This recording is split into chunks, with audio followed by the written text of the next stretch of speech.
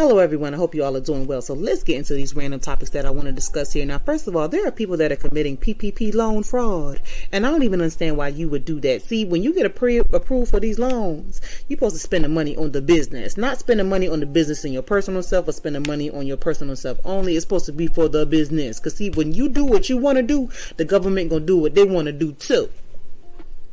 I don't know if y'all have ever read the book 1984 by George Orwell.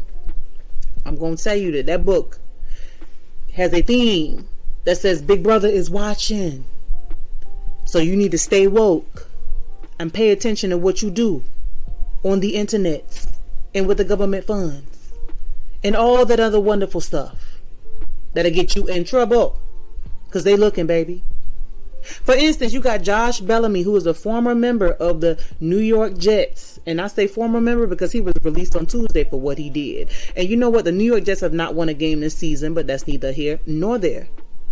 He has a business called Drip Entertainment. So, he wanted to get a PPP loan for his Drip Entertainment business. Hey. But he decided to spend that money on cars and jewelry and on his family. And he got charged and arrested. Maurice Fame of Love and Hip Hop.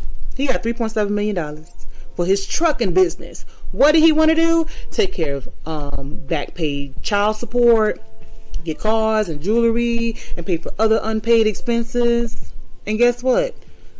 Arrested and charged. Another man, he's not famous or whatever, but his name is David Hines. He's out of South Florida. He got $3.9 million for his 4 moving businesses. And guess what? He wanted to spend that money on an expensive Lamborghini, among other things.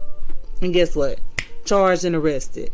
So between these 3 gentlemen, they falsified documents, committed wire fraud, bank fraud, and had misuse of funds. So was it worth it? So yeah, when you get that money, please just do the right thing. I know when people get like all this money in their hand, are just like, I don't know what to do. Oh my gosh, what you supposed to do? Spend it on a business. All right, so moving on. So young Berg went on the Drink Champs podcast. And he thought it was okay to like spill tea on like Ray J and Whitney Houston and any other, celebrities that he's interacted with. And my thing is for him to talk to us about Ray J and Whitney Houston, it's just like, where was the shock? Like, why did you need to drop this tea? Like, we been knew that they dealt with each other. Like, so who cares? It's just like young Bird was just sitting there gossiping. And like Whitney Houston is like one of the greatest singers of all times to bless our ears. But we knew Whitney Houston got down a certain type of way, okay? She would curse you out, but she had manners. She was hood, but she could be proper at the same time. Like, that's what type of person Whitney Houston was. And we loved Whitney Houston with all the size of the diamond that she gave us. She was a special kind of woman. May she rest in peace. But young Bird, really? You can't talk to us about nothing else. Like LL Cool J coming on the Drink Champs podcast and talking about the fight that he had with Jamie Foxx. Now that was golden. That's good conversation. But to sit here and talk to us about Ray J and Whitney Houston, bro, what's tea? We already knew that.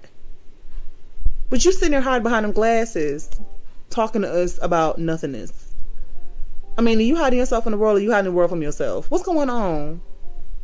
That was just a worthless conversation. Anyway, so Megan Thee Stallion put out an album on this past Friday, and let me tell you one thing about me, like, when albums and shows and documentaries come out, like, I don't always watch them when they first drop. Like, there's times when I might be about the hype and I'll watch it, and there's times when I won't, and I'll wait like maybe a month or 3 months, 6 months, and maybe a year, after it has premiered or dropped.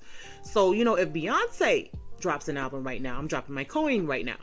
But if it's anything else, I'm debating whether I'm going to do it or not. Okay, that's just the way it is.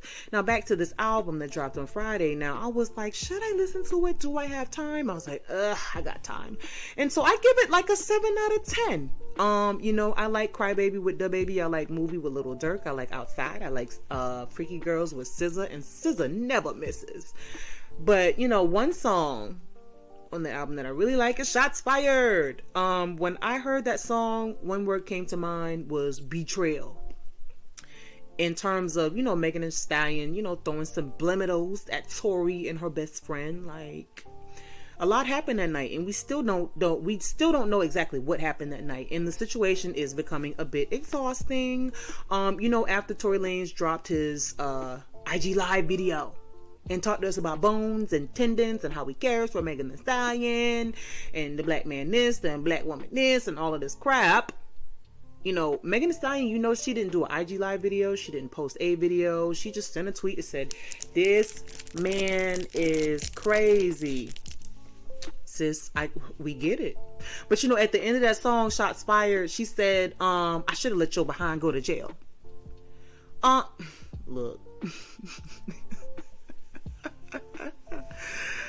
Oh boy, 2020. All right, so moving on. R. Kelly is supposed to be going to trial April 2021. And I'm gonna let y'all know that I hope that R. Kelly does not see the light of day. He is getting the karma that he has put on himself. He's claiming that he's having mental health issues, and when you make your bed, you have to lay in it. And I'm sorry, that is what's happening right now. And with the R. Kelly documentary, Surviving R. Kelly, I watched that documentary for the first time this year. It premiered back in 2019. So I was able to watch like reviews and reactions when it first came out, but fast forward to 2020, like I actually watched the documentary. And I will say that it was devastating, it was traumatizing, it was horrifying listening to the stories of these women talking about what R. Kelly did to them. And I'm not going to get into detail about it. But I will say what really hurt me is what happened with Aaliyah. And I think one day when I have my head together and my thoughts together, I'm going to do a video on R. Kelly and Aaliyah, because she did not deserve to go through that at such a young age. None of those women deserve to go through that. And there are people that are stumping in the streets and pushing up their signs like, R. Kelly is innocent, get that man out of jail. Let the universe do what she's supposed to do. So, moving on. Now, many of y'all have heard about the Thanksgiving grandma, Wanda Dench, and how she mistakenly texted a man named Jamal Hinton to come to Thanksgiving dinner, but it was the wrong person. And she was like, wait, you can come on through. So he's been coming on through for the past couple years, and it's like so amazing and so interesting to see how every year, they come together. It is like, I just love seeing it. But this year is different because Wanda Dench's husband passed away from C-19. And, life's events and the way they line up is so unpredictable, And just in looking at this whole situation, you have Jamal that's been coming every year, and now he's, coming with his girlfriend, and now the husband has passed away. And it's just like, fortunately the husband was able to capture that moment and just experience humanity with just regular human beings coming together to share the same space and share love. And that's just great. Even though this guy was a stranger, she said, you know what, just come on through. And she trusted God and trusted everything enough for this guy to come through. So in the sequence of things, it's like, what's going to happen next year? Is Jamal going to have, a new addition to the family? Like, what's going to happen with Wanda? Like, it's just so interesting to see how everything is, playing out here. So rest in peace to Wanda Dench's husband. And yes, I just, love seeing all of that. Lastly here, the American Music Awards, I definitely miss basically the entire show. I came maybe in like the last 30 minutes or so of the show. I don't know, y'all. I just don't rush home for award shows anymore. Not really. But you know what? I saw Machine Gun Kelly performing, and I know he transitioned from rap to rock music. And I think that was better for him. I mean, he's not like a bad rapper, but I see him more so doing rock in terms of like the way he carries himself. And I just see him better in that light, doing that type of music. And it made me think of the singer Pink. And y'all remember when Pink came out, she was doing R&B. And, you know, she was putting out the song, "You Make Me Sick, I Want You and I'm Hating It." I was like, yes, come on now. And then all of a sudden one day she was like, you know what? This ain't me. So she became like a pop/rock singer. And I still followed her career. I loved every song that she did anyway. You're just like a pill, instead of making me better. Yes, I was like, come on, Pink. I'm still rocking with you, sis. I've loved almost every song that she's done. So even with her transition, like, I still rocked with her. I saw The Weeknd, and you know, he had his whole head like bandaged up, you know, with the eyes open, mouth open.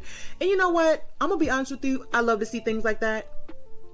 You know, it, like in his video, he was bloodied up, nose busted up, and then he comes to the awards with like the bandaged up head, and it's just like, I love to see it. Why not? You got to make your career fun. You got to make these awards fun, baby. You got to have a storyline, just like they do on the reality shows. Why not keep this thing going?